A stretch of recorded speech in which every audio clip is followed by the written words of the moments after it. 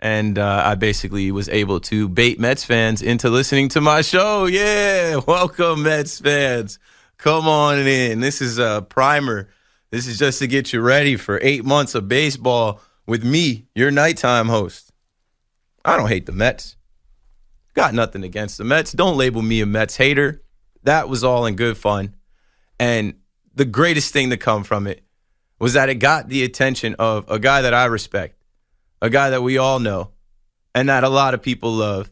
And I was able to connect with him today and talk a little bit, and he was nice enough to say, hey, I'll join you tonight. And not just for a couple minutes.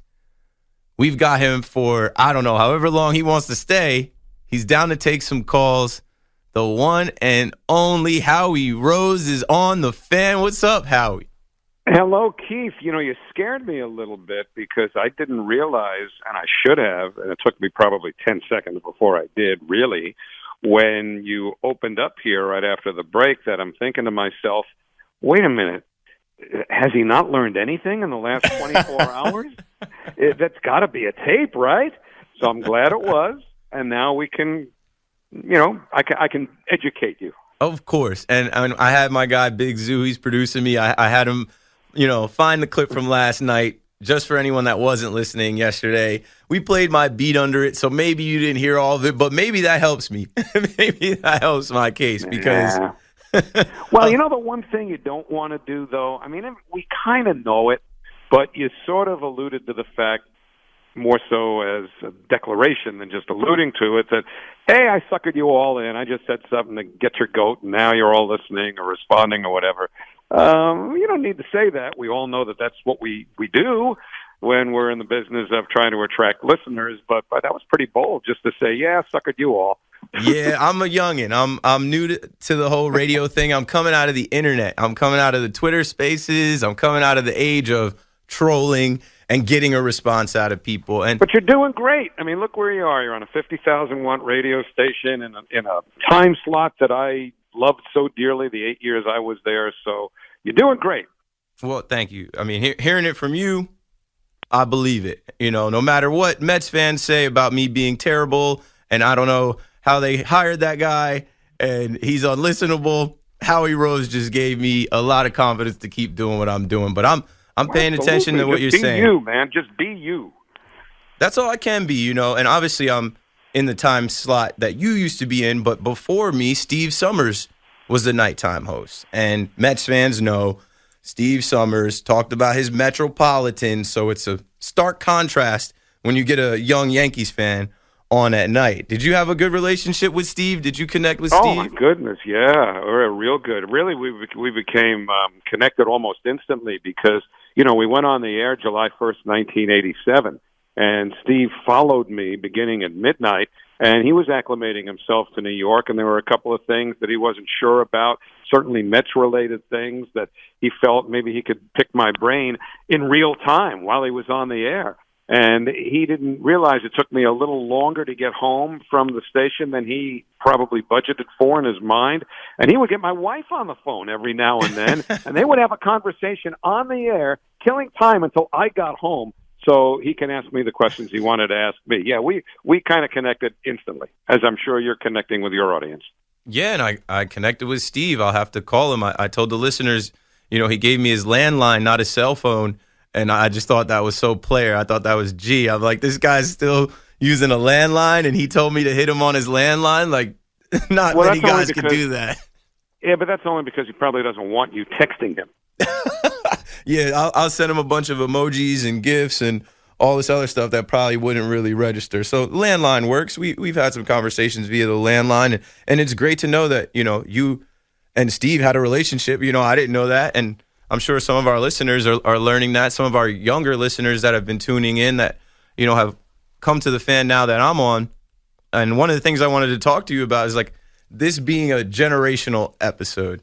You're like 2 or 3 years older than me. You've seen some things that I didn't see. Just a couple. You lived some things that I didn't see baseball-wise.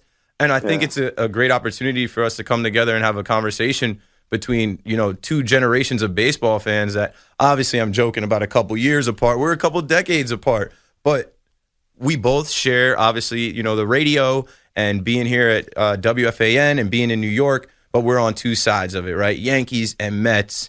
Newer age Yankee fan, older time Mets fan. But I don't want to offend you by saying you're older time or old. I'm not. That's not what I'm going for. I'm just trying to. I'm an open book, man. I'm going to turn 68 in a few days. And how old are you? Are you in your mid-20s? No, I'm 33.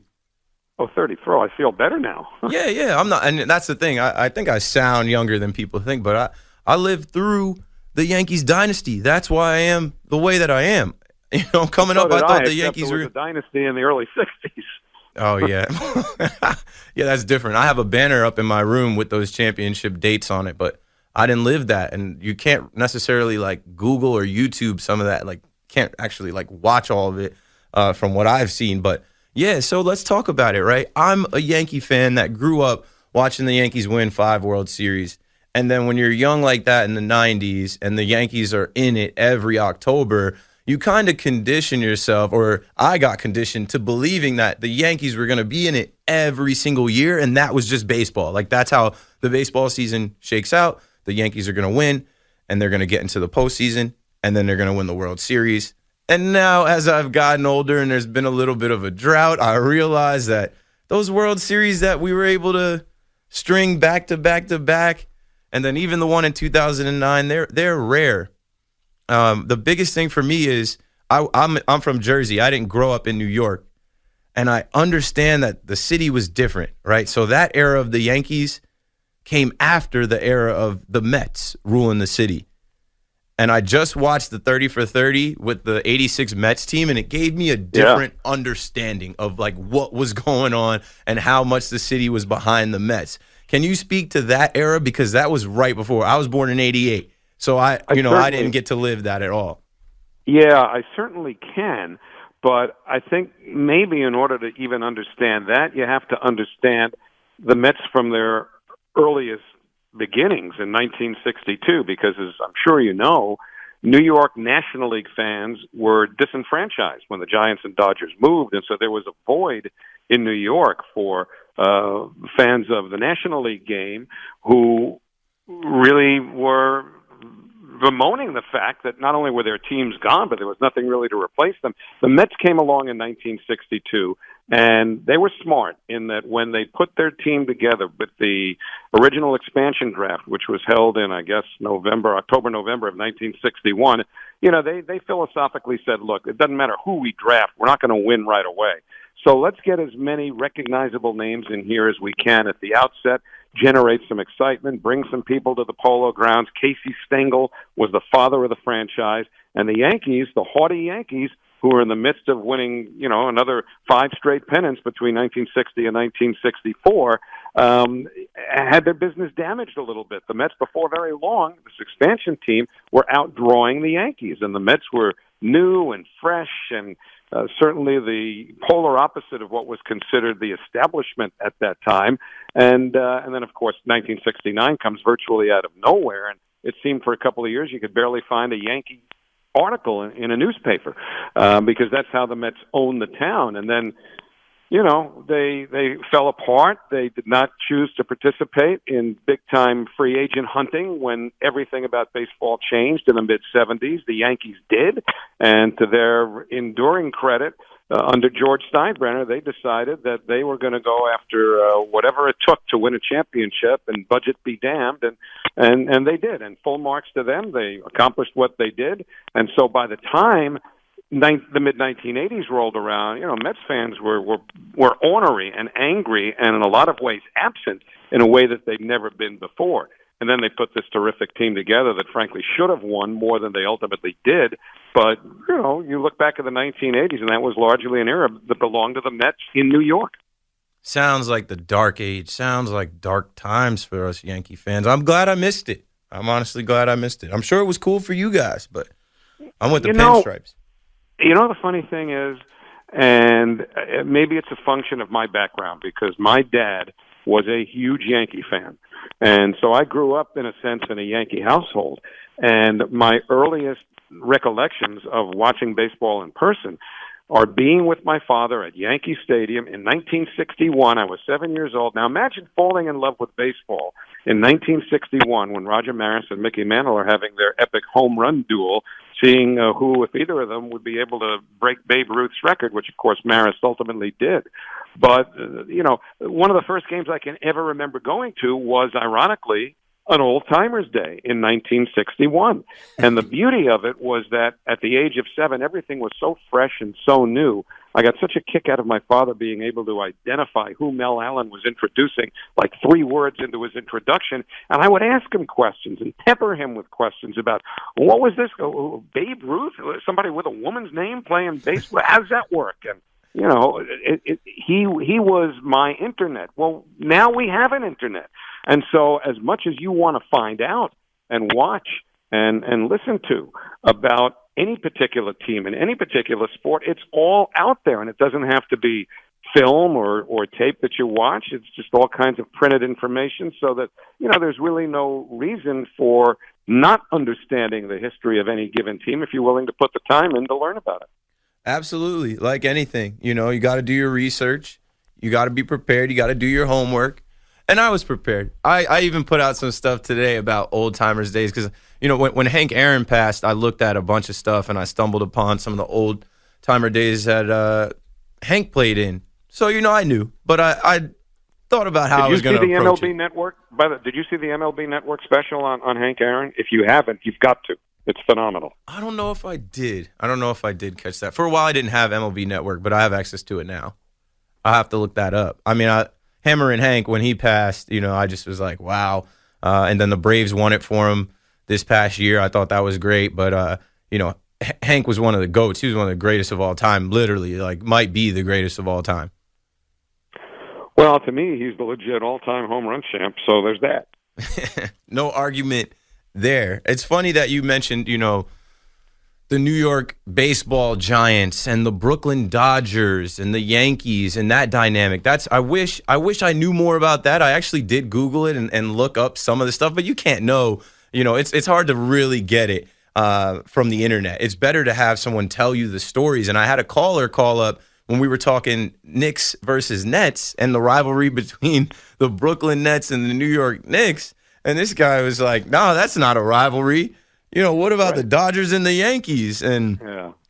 Well, read The Boys of Summer. Have you heard of that book? It is one of the greatest baseball books of all time, written by Roger Kahn, about the Brooklyn Dodgers of the late 40s and 1950s and how close they were and the varied stories of their lives, which really, in a lot of ways, transcend baseball and were generational. Jackie Robinson, of course, being at the forefront.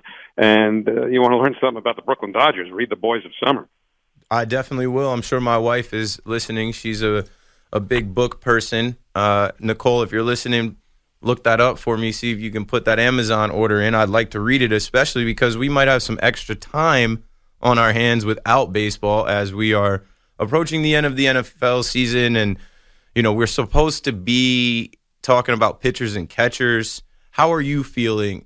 As someone that has seen a ton and has seen the last lockout, can definitely remember it better than me. How are you feeling about our chances of playing 162 games this year? I'm still holding out hope and faith that we get a full 162 game season in.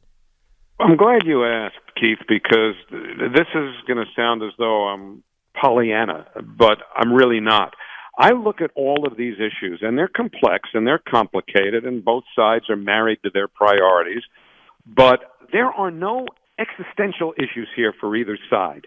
This is not about redefining the entire system of baseball.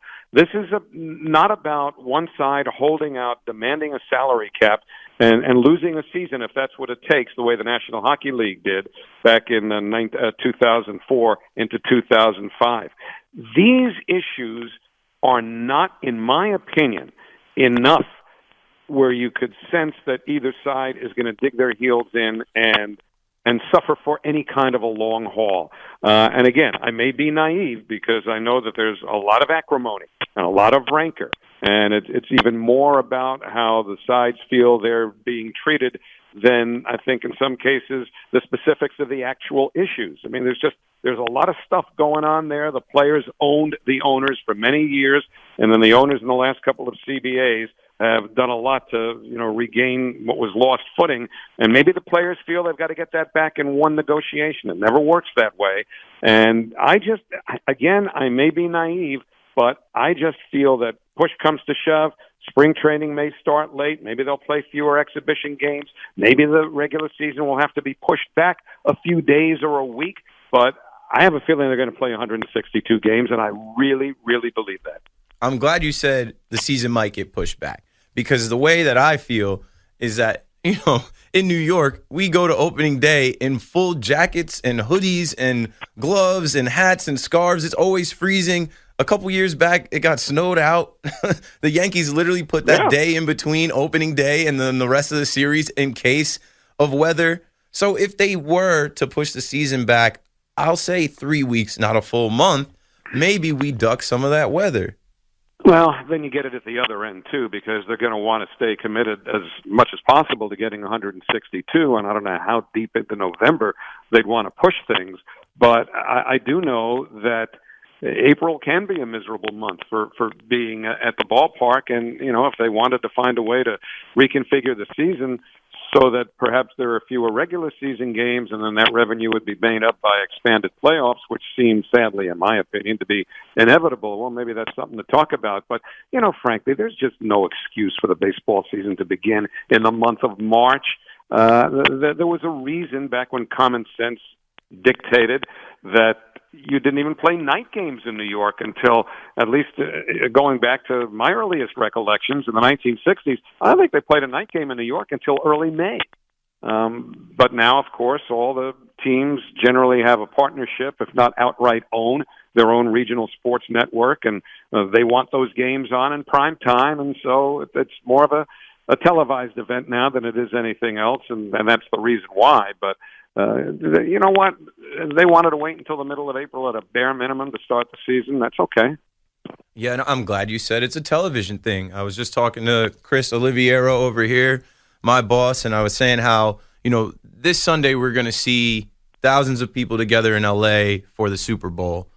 And I feel like baseball fans in this country need to see the optics of what it looks like across the country for all our ballparks to be full and people celebrating opening day together on the same day.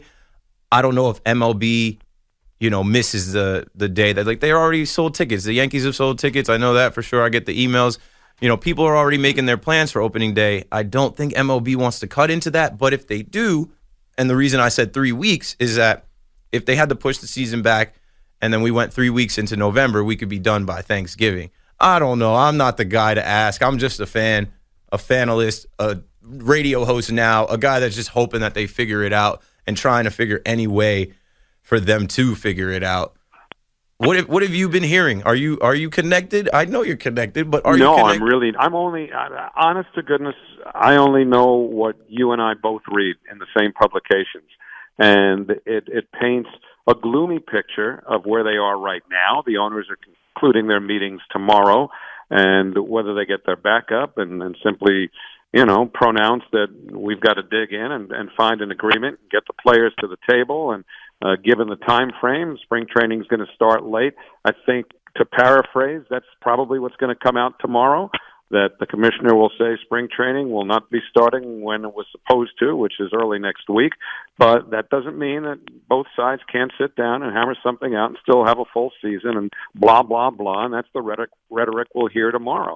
But I can't tell you that I'm locked in or dialed into any of the specifics that would lead me to believe that there's an imminent settlement or that the rancor between these two sides has been overstated. It has not. It's just my gut feeling that, again, these issues are, however complex they are, should not anyway be enough to keep baseball from enjoying a full season.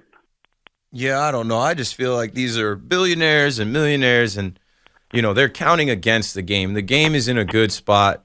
Young players. I feel like there's the most parity in baseball. Every year somebody else wins it, and there's there's optimism when you enter a season that it could be your team, no matter where your team is. It's 162 games. You go on the journey, and you could be on the mountaintop at the end. And now Mets fans, more so than years in the past have Max Scherzer and Starling Marte and all these other new guys that I know Mets fans can't wait for the season to start. I know you got to be itching to get started and get rolling. I guess tell me how you're feeling about this team on paper. Should I be believing the hype? This will be my first year on the Fan, and I'm definitely going to take calls and talk Mets after some Mets games. Well, I would look at just about every roster right now in baseball and say it's incomplete because all the business shut down on the 1st of December when the CBA expired, and I think the Mets are still going to be in the market whenever this lockout ends for at least one starting pitcher. I would say one who can certainly pitch every fifth day, and maybe a depth starting pitcher. They need help in the bullpen. I think they could probably use another bat. And so when you consider those Mets needs and multiply that out by, times 30, because you got 29 other teams who are going to be looking to fill similar holes, although some more aggressively than others. Imagine whenever this thing ends, there's going to be a frenzy of a lot of players who are out there right now and have been patient and maybe rolled the dice and passed up deals that they could have had in November that may not be as good if they are looking for work in March or even April. I think it's going to be a wild few weeks between the time they ultimately settle this thing and get the teams on the field. So I look at the Mets roster right now, and I say, yeah, it's certainly better than it was last year, but there's a lot of questions. Some pieces may have to be moved. There are a lot of players who I don't think are going to be able to find enough playing time to, for instance, I'll just look at what the infield looks like right now. There's going to be a designated hitter. So does that mean that Dom Smith can slot in at first base more often? Have Pete Alonso do some DHing? What happens with Robinson Cano?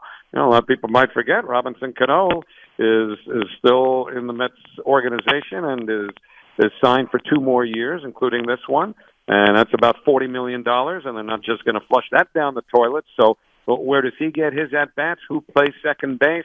Who plays third base? Does McNeil, who did not get on great with Lindor last year, go back to second base? And does Escobar now become the third baseman? What happens to J.D. Davis? There are a lot of questions that need to be answered, and it's going to be intriguing to see not only how they're answered, but just what the enormity of the numbers of contracts that have to be signed and how that's going to shake out as we get closer to opening day. Yeah, there's a ton of questions, and I tip my cap to the Mets because they did what they could do before the lockout, and now Mets fans are excited. They know that there is new talent, and even though there's question marks, there's more optimism, I feel like, because you've got some superstar talent playing in Queens. My hope is that with this short amount of time, and the listeners know that I've been talking about this for the first 2 months I've been on, the Yankees are going to have a short window to operate and to make this roster better. But my hope is that they get it done and that they are already, they have somewhat of a head start. I know they're not supposed to talk to players and that might be tampering or whatever, but I hope that they're working. I feel like they are. But my real hope for baseball is that this creates like a free agent frenzy similar to like the NBA free agency where there's, a window of time to sign free agents and then that window closes. I feel like if baseball gets that bump right before the season, it can be a lot of news, traffic, attention on the game, where Major League Baseball, they're starting to change stuff up. They've been changing things the last few years. Maybe they make a window for signing free agents that creates more of a buzz like the other leagues. Well, it'd be interesting to see if they could pull that off, on a permanent basis. But we know that it's built into this year between what we saw in November and what we're going to see whenever they settle this thing, because it's going to be crazy. But there's a cautionary note here. And that note to me is the National Football League. Now, the NFL has had a phenomenal postseason. The first weekend the games weren't so hot, but the last 2 weekends were superb and generated so much talk and so much excitement. And unless the Super Bowl is an absolute dud, well, Major League Baseball is going to put itself in an embarrassing position if we have a great Super Bowl and everybody continues to talk about what a great postseason the NFL had, and Major League Baseball at a time when they're supposed to be basically climbing up on center stage are dormant. That's going to be an issue, and I would hope that would perhaps increase the urgency of both sides trying to hammer something out so that they don't lose ground. Because one other thing that the NFL does, and that's before you even consider the end of the season in the NBA and the NHL, is that, the way the NFL plans it out, they've got free agency, and then they've got their draft. And if they're operating with all kinds of momentum from a great postseason, and Major League Baseball is just standing around waiting to begin, that's going to be a further thing that you can't quantify, but that will cause potential damage to the game. It's so frustrating. I've been trying for years to promote baseball and make baseball cool again and, fight that whole fight and help grow the game. And I've been saying on air that, they better have some type of good news Monday after the Super Bowl. Well, the Thursday before the Super Bowl, which is tomorrow, we're probably going to get some bad news. And then they're going to drop the ball and not be prepared when the whole world turns the page to baseball after the Super Bowl. You're up, MLB. What do you got for us? Well, the first thing they've got to do is get back to the table, both sides, and start working on this thing. And again, whatever concessions either side have made, from all that I've read and from all that we've all seen and heard, are minimal. And again, you're operating not only under the gun of an upcoming opening of not only spring training, but a month later, the regular season, but, just also operating under the fact of trying to create interest in a game where it has started to wane in certain places. And I thought Tyler Kepner had a phenomenal article and column in yesterday's New York Times, which, certainly touches on the issues some, but, remember, we've all been talking about how we've got to get this ball in play more often, and they've got to improve the pace of the game. And none of that is really being addressed right now in collective bargaining. And believe me, those are issues that need to be addressed too. And unfortunately, the way things are structured right now, I don't know that anything substantive is going to change in that department whenever they get this thing settled. And that, to me, has to be a concern. You can't have guys standing around waiting for a ball to be placed in play every 4 minutes. That was what Tyler wrote yesterday. The average time between balls in play last year was a staggering 4 minutes. That's just not baseball. Ladies and gentlemen, we have Howie Rose, but we don't have him all night. We're going to take a quick break. Call us up, 877-337-6666. We'll get a couple calls in for Howie. You guys can talk to Howie however they come in. The first 2 calls, let's say. If Howie wants to do more, we'll do that. But right now, we got to take a quick break. We'll be right back after this. That's that Yankee Stadium energy. Oh, oh, oh, oh, oh, oh. That's energy? Oh! I can't yell too loud into the mic, Howie. Bleacher Creature energy. Shout out to 203 and the Bleacher Creature family, La Bodega family. I know you guys are listening. Yankees universe. We have Howie Rose on the fan with me tonight. Blessed that the OG, the GOAT, joined me. And now we want to take some calls. I'll just take them in the order that they come in. 877-337-6666. Howie has been nice enough to give us his time tonight, and he's not running away yet. So if you want to talk to him, call up. Mets fans, if you have a question about the Mets, the Yankees, the rivalry, Old Timers Day, baseball past, present, and future, let's do it. Let's see who we got first. Harvey in Dix Hills. What's up, Harvey? How are you, Keith? How are you doing, Howie? I'm fine. How are you, Harvey? Pretty good. Keith is one of the young hosts on the way up, and he just said something that I believe in. We need to grow the game of baseball. I've been around, as I said, I've been playing baseball since I'm 5 years old, and I think lockouts do have an effect, collateral damage. So some of the things that I think should be addressed are not being addressed. For example, they eliminated minor league teams and therefore baseball towns. There has to be a way to pay minor league players properly. There is so much publicity about the fact that they basically have to scrounge around for money to survive. These things are not being addressed as far as I can see, and I believe that there should be more further commitments. For example, we are very invested in Latin America in terms of academies. I would like to see academies in the cities, especially the inner cities, and get kids playing baseball similar to what they did in soccer, because there's an underbody of kids who like soccer, and I think there's nothing wrong with baseball. As a matter of fact, it's a fine game, no matter whether it's short or long. There's nothing wrong with it. We just need to get kids playing baseball, and baseball not depending so much on TV money and advertising. Your thoughts? Well, here, you know what, Harvey, it's a complicated issue, and you touched on so many different things, but certainly baseball has been successful with their RBI program, which is about promoting and teaching and developing baseball in the inner cities. They've done well with that. And you could look into that a little bit more online if you like. But I think there's one overriding issue, apart from all of the sub-issues within the game about pace of play and things like that. And I continue to insist that any sport that plays its most climactic moments of its season as late as Major League Baseball does is losing something that they're in danger of not recovering. Now, obviously, they get a lot of money for it. The networks are dictating when those games are played.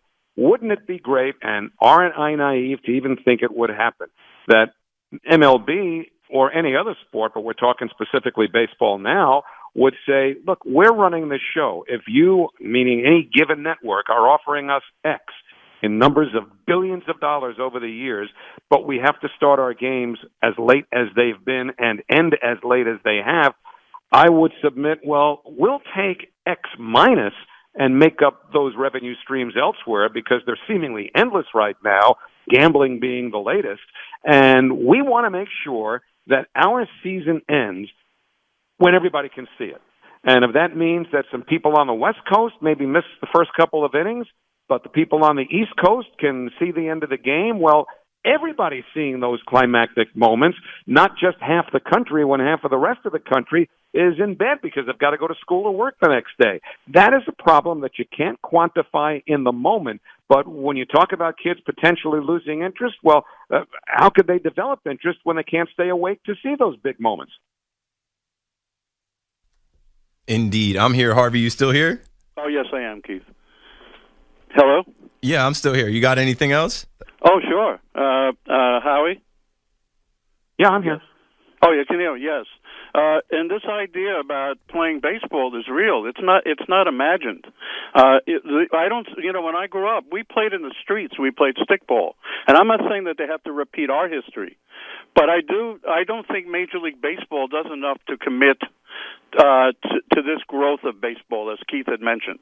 And I don't want baseball to die. I really don't. And I said I really resent it never will. Something wrong with baseball. I really do. It's too good a game. It never will die. It needs some tweaking and more than just at the margins. But I'm still bullish on this game and what it can and will again mean to this country.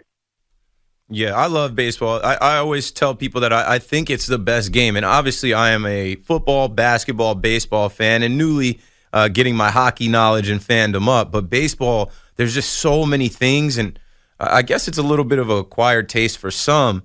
But once you get into it, there's so much you can learn. And there's so many ways to watch the game and little intricacies and things in baseball. And not just the game, but like the business of baseball. Look where we're at with this lockout. Like, I just think MLB has to be better because the game of baseball is so good. I say I love baseball. I've got no love for MLB.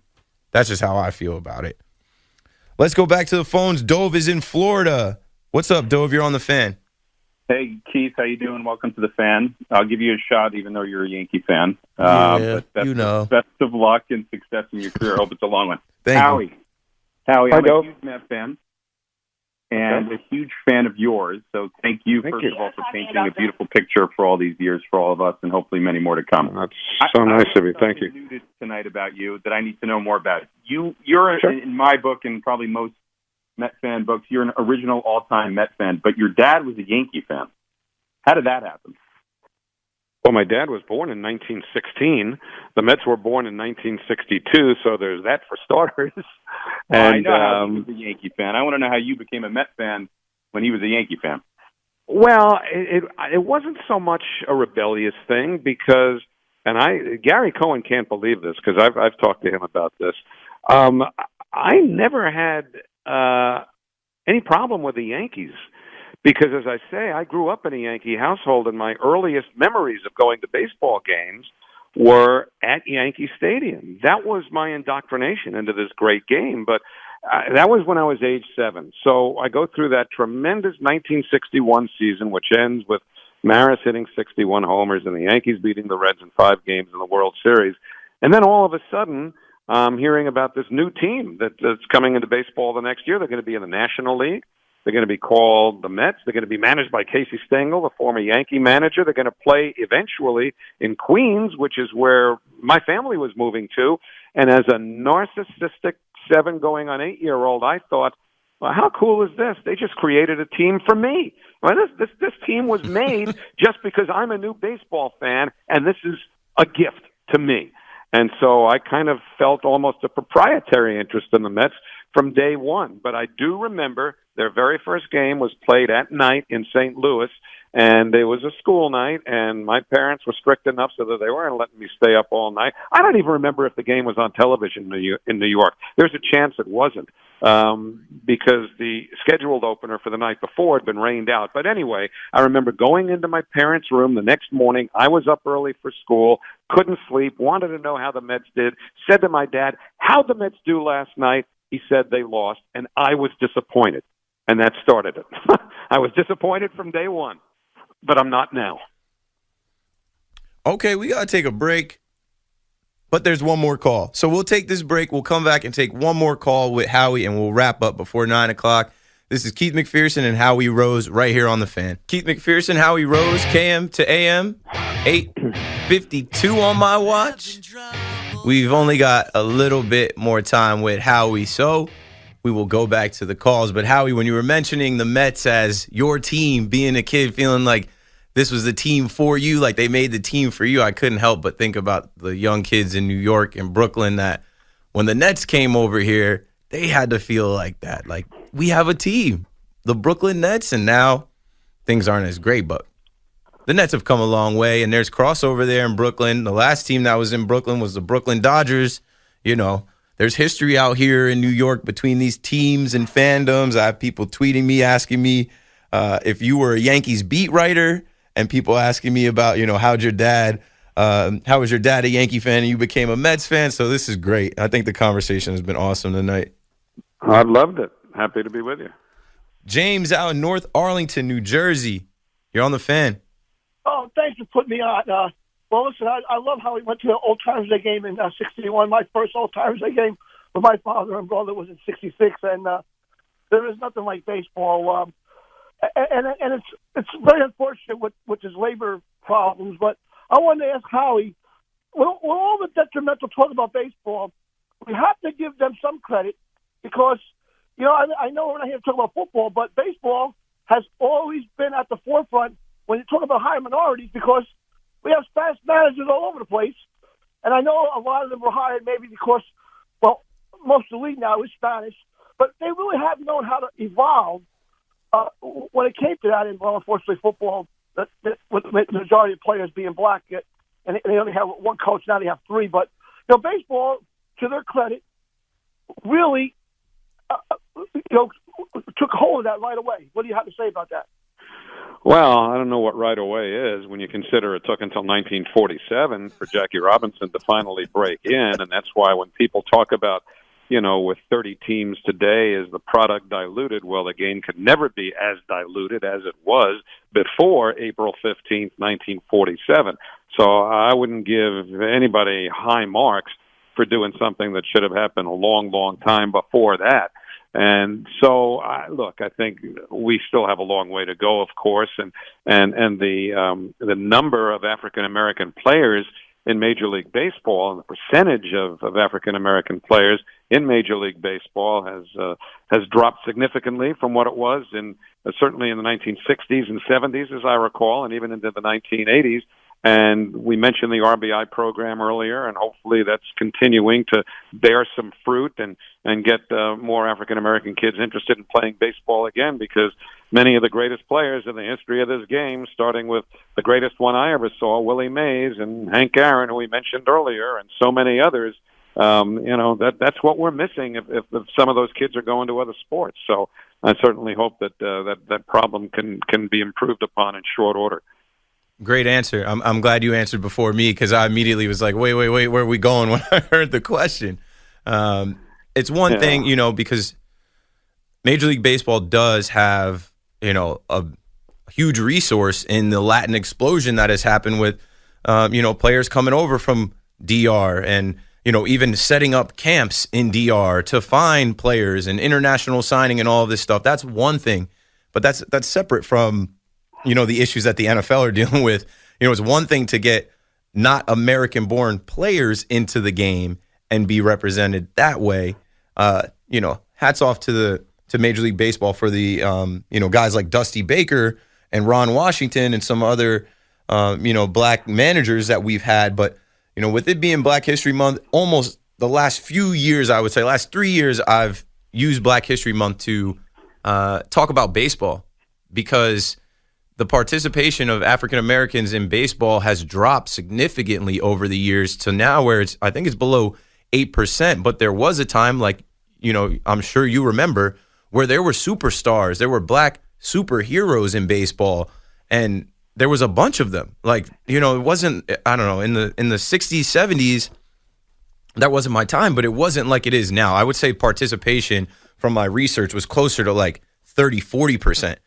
Well, I don't know that it was that much, but just consider and look, Jackie Robinson, who debuted in 1947, was joined soon thereafter in the American League by the Cleveland Indians' Larry Doby. And somehow Larry Doby, as terrific a player as he was, is somehow, I think, underappreciated in a global sense when you consider that he faced a lot of the same stuff that Jackie Robinson did. But it took several teams a long time, and much longer than it should have, to integrate. Consider that in this city, in New York City, you had Jackie Robinson and soon thereafter Roy Campanella and Don Newcomb and others with the Dodgers and Willie Mays and Monty Irvin with the Giants. How did it take the Yankees until the mid-50s before Elston Howard became the first black Yankee? And in Boston, they actually had a black hockey player before they had a black baseball player. Willie O'Ree broke the color barrier in hockey in Boston before Pumpsy Green did for the Red Sox in, I believe, 1959 or so, a full dozen years after Jackie Robinson. That's a startling piece of history that I'm not sure a lot of people understand. I'm glad you mentioned hockey. I feel like we've done plenty of race conversations with the whole Brian Flores thing and everything else going on in the country and the social climate over the last couple of years. So myself, I just declared my fandom. I am now a Devils fan. The Devils brought me out, showed me a great time. I was a Rangers fan, jumping on the bandwagon back in '94 just because they won it. What can you tell me about entering into the hockey world? Because I want to talk puck on the fan. Shout out to the fans that have listened to me say, every night is a hockey night. I don't want people to feel like we're not going to ever touch on the NHL when I'm on.